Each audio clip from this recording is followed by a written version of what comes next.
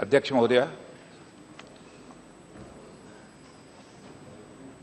मैं मानता हूं इसे कि जो हमारे माननीय सदस्य सुरेश जी ने गुजरात से जुड़े एक सवाल को इस सदन में खड़ा किया है, यह बहुत ही गंभीर सवाल है, बहुत ही गंभीर मुद्दा है। इसलिए मैं कुछ भी कहने के पहले मैं सदन से यह अनुरोध करना चाहता हूं और आपके माध्यम से अनुरोध करना चाहता हूं, धैर्यपूर्वक उनकी बातों को हम लोगों ने सुना है। इसलिए मैं भी जो कुछ भी कहने जा रहा हूं, मैं विनम्र अनुरोध करूंगा, कृपया उसे धैर्यपूर्वक शांतिपूर्वक सुने। प्रतिक्रिया यदि आपको कोई व्यक्त करनी हो तो हमारा स्टेटमेंट समाप्त होने के बाद ही प्रतिक्रिया व्यक्त करें, सिर मत हिलाइए। यदि नहीं सिर्फ आप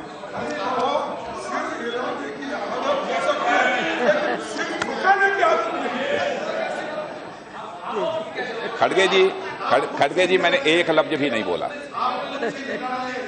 एक लफ्ज भी नहीं बोला है, प्लीज।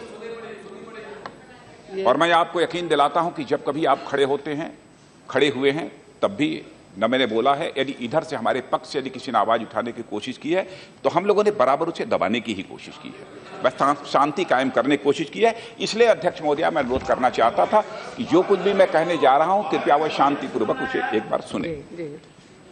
गुजरात में 11 जुलाई को जो भी घटना घटित हुई है, सबसे पहले तो उसे बहुत ही दुर्भाग्यपूर्ण घटना मानता हूं और उसकी कठोर शब्दों में मैं निंदा करता हूं। और सदन को मैं यह भी जानकारी देना चाहता हूं अध्यक्ष महोदय कि 11 जुलाई तक हमारे प्रधानमंत्री दुनिया के दूसरे देशों के दौरे पर थे। Please this is not the way.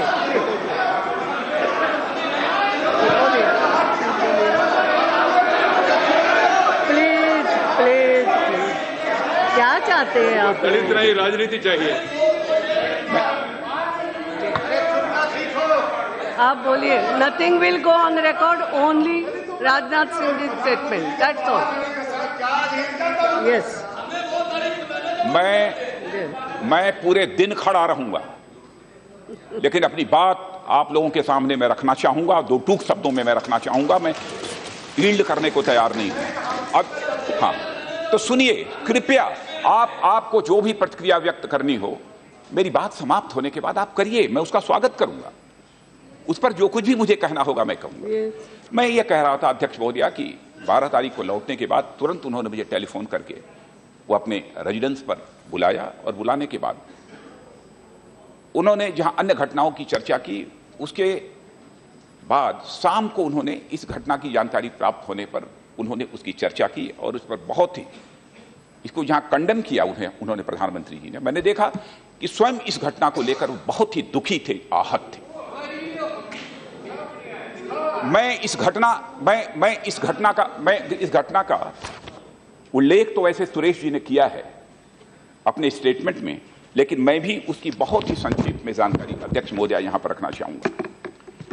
यह ऊना उपमंडल है जिला गिर सोमनाथ में, जहां पर मोटा समधियाला नामक एक स्थान है गुजरात में, जहां पर कि 11 जुलाई 2016 को यह दलितों पर अत्याचार की यह घटना घटित हुई है। इस घटना में जो विक्टिम थे, गिर सोमनाथ जिले के वेदिया गांव में एक मृत गाय के शरीर से चमड़ी निकाल रहे थे। फिर उसके बाद जो एक्यूज्ड हैं, अभियुक्त, वहां पर आए और उन्होंने उनके साथ गाली गलौज की और लोहे के पाइपों से, लाठियों से एवं एल्यूमिनियम स्ट्रिप आदि से पीटना शुरू कर दिया तथा पीड़ितों से 3 मोबाइल फोन भी उन्होंने अपने कब्जे में ले लिया। आईपीसी की धारा 307, 395, 324, 323 और 504 और जीपीए की धारा 135 और अत्याचार अधिनियम की धारा 325 के अधीन ऊना पुलिस थाना में दिनांक 11 जुलाई 2016 को 7:30 बजे प्राथमिकी दर्ज की गई। विक्टिम में से एक वशाराम भाई बालू भाई सरवैया ने प्रमोद गिरी, रमेश गिरी, बलवंत धीरू भाई, रमेश भगवान भाई, राकेश रश्की, नागजी भाई, दहिया भाई अहिर, निवासी गिर सोमनाथ जिला के विरुद्ध FIR दर्ज कराई। जो पीड़ित हैं, पीड़ितों के नाम हैं वह वशाराम भाई, बालू भाई सरवैया, बालू भाई, बीरा भाई सरवैया, रमेश बीजल, अशोक बीजल, बेचरा भाई आदि आदि, ये सब सारे उनको जो पीड़ित हैं उनके नाम हैं। मामले की जांच डिप्टी पुलिस सुपरिंटेंडेंट जो SC और ST सेल का काम विशेष रूप से देखते हैं गिर सोमनाथ जिले के, उनके द्वारा कराई जा रही है और कुल 9 अभियुक्तों को अब तक गिरफ्तार किया गया है, जिनमें से 7 न्यायिक हिरासत में हैं तथा अन्य 2 पुलिस हिरासत में हैं।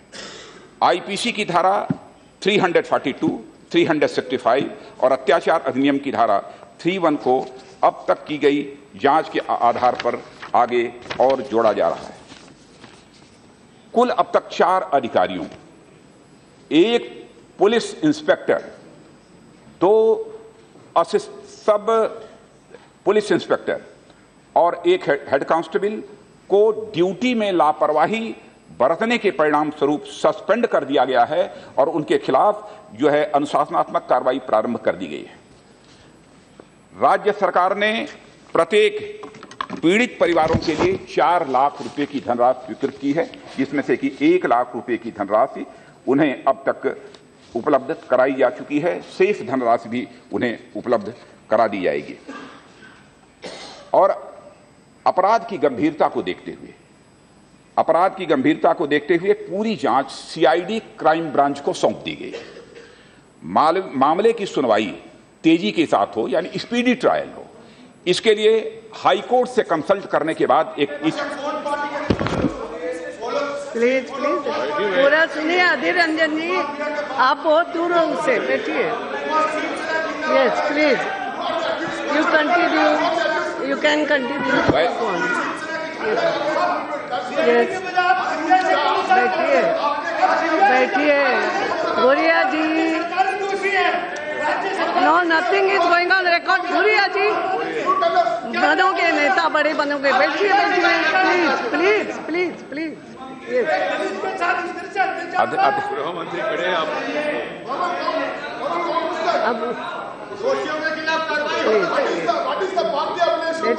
सुरेश जी, आपकी बात सुनी गई ना, बैठिए, बाद में बोल सकते हैं, अभी बैठिए ना। यस अध्यक्ष, this is not the way, this is not. Yes yes, आप यहाँ बोल के आप अपना स्टेटमेंट करिए। ये अब क्या करें, उन्होंने वो अख्तियार किया है। मैंने बीमारी, मैं समझता हूँ कि कोई भी बीमारी हो तो उसको तो हम सभी लोग मिलजुल कर दूर कर सकते हैं। मैं यदि धैर्यपूर्वक सुनता हूँ तो ये अपेक्षा भी करता हूँ। और मैं अध्यक्ष महोदया, मैं ये कहना चाहता हूँ कि यदि यह सवाल पूछना है, उसका उत्तर मुझसे हासिल करना है तो मेरे बोलने के बाद आप पूछ सकते हैं, उसमें मुझे कोई आपत्ति नहीं। कृपया मेरी बात सुन लें। मैं ये जानकारी दे रहा था कि अब तक हमारी गुजरात सरकार ने क्या क्या कार्रवाई की है और उसके लिए एक स्पेशल कोर्ट बननी चाहिए। और लेकिन स्पेशल कोर्ट बनाने का काम बिना हाई कोर्ट की कंसेंट के नहीं हो सकता, लेकिन हमारी राज्य सरकार कोशिश कर रही है कि एक स्पेशल कोर्ट बनाई जाए इसकी हियरिंग के लिए, ताकि जल्दी से जल्दी सुनवाई हो सके और जो भी दोषी हैं उनको जल्दी से जल्दी दंडित किया जा सके। और इस मामले के लिए एक विशेष लोक अभियोजक को सरकार के द्वारा नियुक्त किया जा रहा है। जांच अधिकारी को 60 दिनों में न्यायालय में चार्जशीट प्रस्तुत करना है, यह भी कहा गया है। 7 पीड़ितों में से जो कि हॉस्पिटल में एडमिट थे, 4 को उपचार के बाद रिहा किया जा चुका है और 3 पीड़ित राजकोट सिविल हॉस्पिटल में उपचार करा रहे हैं और उनकी देखरेख ठीक तरीके से हो रही है। सभी पीड़ितों के इलाज का खर्च राज्य सरकार के द्वारा वहन किया जा रहा है अध्यक्ष महोदया। और वहां पर हमारे गुजरात सरकार के कई मंत्री स्वयं हॉस्पिटल पहुंचकर उन्होंने उनके कुशल क्षेम को पूछा है और साथ ही ट्रीटमेंट ठीक तरीके से चल रहा है कि नहीं चल रहा है, उन लोगों ने स्वयं बताया है कि हमारा ट्रीटमेंट ठीक तरीके से चल रहा है, इस बात की भी जानकारी दी है। मैं महोदया सचमुच गुजरात सरकार को इसके लिए बधाई देना चाहता हूं कि इस दुर्भाग्यपूर्ण घटना के घटित होने के बाद जितनी तेजी से और जितने प्रभावी तरीके से कार्रवाई की है, उसकी जितनी भी प्रशंसा की जाए वह कम है। लेकिन अध्यक्ष महोदया, मैं यह मानता हूं कि दलितों पर जो इस प्रकार की अत्याचार की घटनाएं होती हैं, नहीं खड़े रहेंगे, आज मैं दिन भर खड़ा रहूंगा। Please please please, this is not the way. बैठिए बैठिए, चिल्लाने से नहीं होता, बैठिए बैठिए। वेणुगोपाल जी क्या है ये? भूरिया जी को आप बाद में पूछिए ना क्यों किया। बैठिए, ऐसा नहीं होता है, ऐसा नहीं। बैठिए बैठिए बैठिए please please please please please please बैठिए।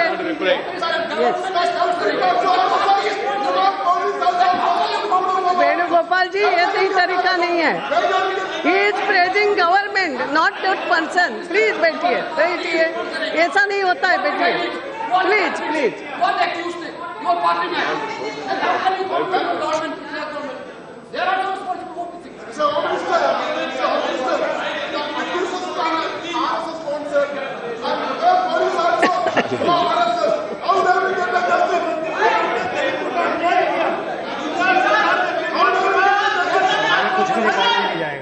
कोई record, nothing is going on record. ये शून्यकाल हो जाएगा, सही में शून्यकाल। Nothing is going on record. केवल चिल्लाना हो तो चिल्ला सकते हैं। भगवान जी आप बैठिए बैठिए। यस अध्यक्ष महोदया, मैं ये कहना चाहता था कि दलितों पर जो अत्याचार की घटनाएं चाहे किसी भी राज्य पे क्यों न हो, चाहे वो भाजपा शासित राज्य हो अथवा कांग्रेस शासित राज्य हो अथवा किसी भी राजनीतिक पार्टी के द्वारा शासित राज्य क्यों न हो, इस प्रकार की घटनाएं बहुत ही दुर्भाग्यपूर्ण होती हैं।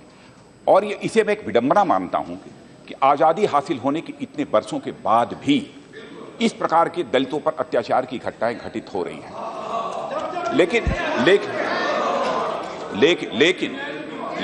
लेकिन मैं यह मानता हूं अध्यक्ष महोदया, यह एक बहुत बड़ी सामाजिक बुराई है, सोशल इविल मानता हूं, और इसे एक सोशल प्रॉब्लम मैं मानता हूं।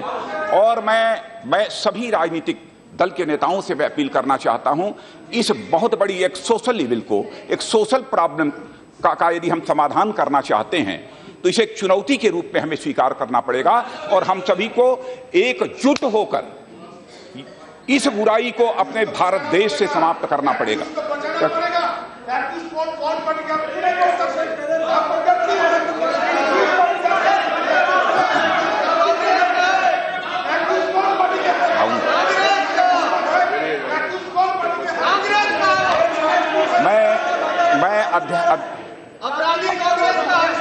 खड़गे जी, ये बैठ के बोलने की परमिशन ऐसी ही दे दी है क्या है?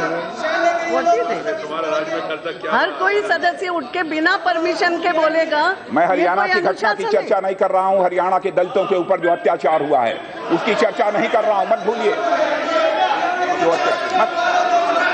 प्लीज प्लीज बैठिए।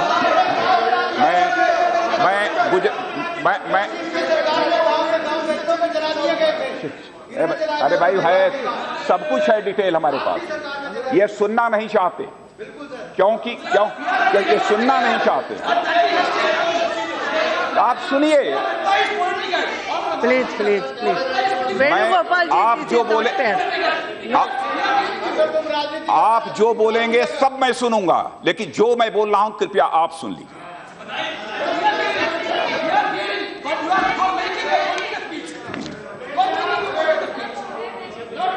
You are more experienced.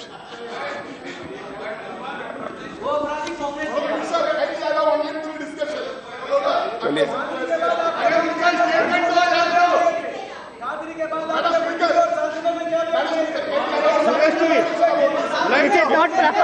बैठे बैठे कमेंट फिर नहीं करोगे। No, I am sorry, otherwise I will have to name you every now and then. This will not do. Please take your seat. No comments like this. No comments like this. बैठिए please, बैठिए please, बैठिए। आपका नाम दर्ज हो जाएगा। बैठिए बैठिए। ये नहीं होता, ये नहीं होता है। No. What is happening, ma'am? Please,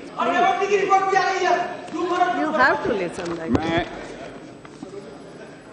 मैं मैं गुजरात में 1991 से लेकर 1999 तक 99 तक दलितों के ऊपर कितने अत्याचार की घटनाएं हुई हैं, यह चार्ट मैं आप सुनिए।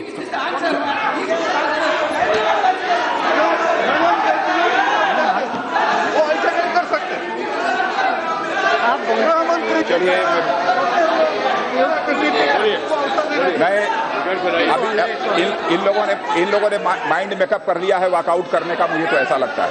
लेकिन मैं कहना चाहता हूं 1991 से लेकर 1999 तक मैं समझता हूं कि 91 में 1211, 99 में 1656, 93 में 1751, लगातार यह संख्या बराबर दलितों पर अत्याचार की गुजरात में इन कांग्रेस के शासनकाल में अध्यक्ष महोदया तेजी के साथ बढ़ी है।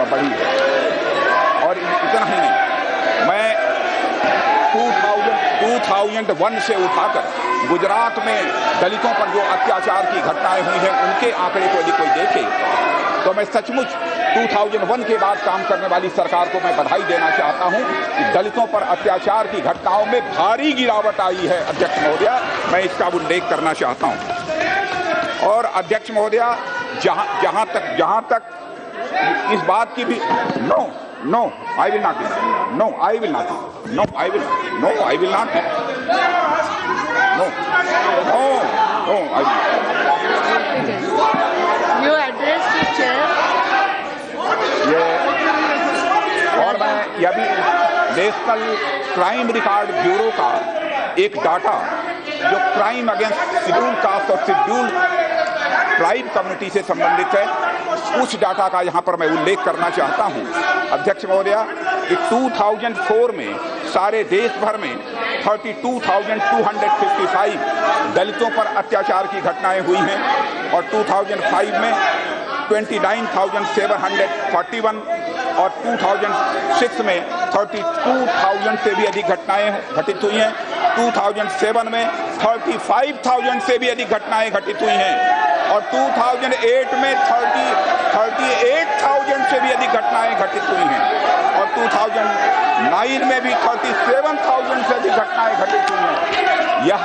यह हम लोगों की हुकूमत नहीं थी, हमारी सरकार नहीं थी। यह सरकार यदि किसी की हो तो आप सबकी ही सरकार थी, हम लोगों की सरकार नहीं थी। हमारी सरकार के द्वारा मैं इतना यकीन दिलाना चाहता हूं कि सामाजिक बुराई को, इस सामाजिक समस्या को समाप्त करने के प्रति हमारी सरकार पूरी तरह से प्रतिबद्ध है। और अध्यक्ष महोदया, इस सरकार के 2014 में बनने के बाद और हमारे प्रधानमंत्री श्री नरेंद्र भाई जी मोदी के द्वारा जो भी गरीबों के लिए, दलितों के लिए और साथ ही साथ अनुसूचित जनजाति के लोगों के लिए जो कदम उठाए गए हैं, मैं समझता हूं स्वतंत्र भारत के इतिहास में इस प्रकार के कदम कभी नहीं उठाए गए हैं। मैं आपका यहां पर उल्लेख करना चाहूंगा अध्यक्ष महोदय, यहां पर मैं उल्लेख करना चाहूंगा कि गरीबों के हालात में सुधार होना चाहिए। हिंदुस्तान के गरीबों की आजादी हासिल होने के बाद हिंदुस्तान के बैंकों तक नहीं हो पाती थी, भारत की आर्थिक मुख्य धारा से नहीं जुड़ पाए थे। पहली बार किसी सरकार ने, किसी प्रधानमंत्री ने यदि हिंदुस्तान के दलितों को, हिंदुस्तान के गरीबों को, हिंदुस्तान के अनुसूचित जनजातियों को आर्थिक मुख्य धारा से प्रधानमंत्री जनधन योजना के माध्यम से जोड़ने का काम यदि किसी ने किया है तो हमारे प्रधानमंत्री ने किया है। भविष्य के प्रति, भविष्य में भी उनको आर्थिक अनिश्चितता का वातावरण उनके जीवन में न रहे, उसको दूर करने के लिए कई बीमा योजनाएं भी उन्होंने प्रारंभ की हैं। इतना ही नहीं, गरीबों की आर्थिक हालात में सुधार होना चाहिए। केवल इसीलिए अनुसूचित जाति और अनुसूचित जनजाति के लिए अध्यक्ष महोदया उन्होंने स्टैंड अप एक कार्यक्रम प्रारंभ किया है कि विदाउट रेट ऑफ इंटरेस्ट उन्हें या कम रेट ऑफ इंटरेस्ट पर उन्हें लोन मुहैया कराया जाता है। इस प्रकार के कार्यक्रमों के माध्यम से ज्यादा कुछ न कहते हुए मैं इतना ही कहना चाहता हूं अध्यक्ष महोदया कि हमारी सरकार सचमुच इस प्रकार दलितों पर होने वाले अत्याचार को चाहे वह अनुसूचित जाति हो, अनुसूचित जनजाति हो, हम एक बहुत बड़ी बुराई मानते हैं और इसकी हम निंदा करते हैं और यह भी यकीन दिलाना चाहते हैं कि इस बुराई को समाप्त करने के लिए जहां पर हमारी सरकार की प्रतिबद्धता है, वहीं पर पूरे सदन से भी मैं अपील करना चाहता हूं कि हम सबको मिलजुल कर इस बुराई को चुनौती के रूप में स्वीकार कर इसे समाप्त करने के लिए अपनी प्रतिबद्धता व्यक्त करनी चाहिए। यही निवेदन करते हुए अपनी बात समाप्त करता हूं। Thank you.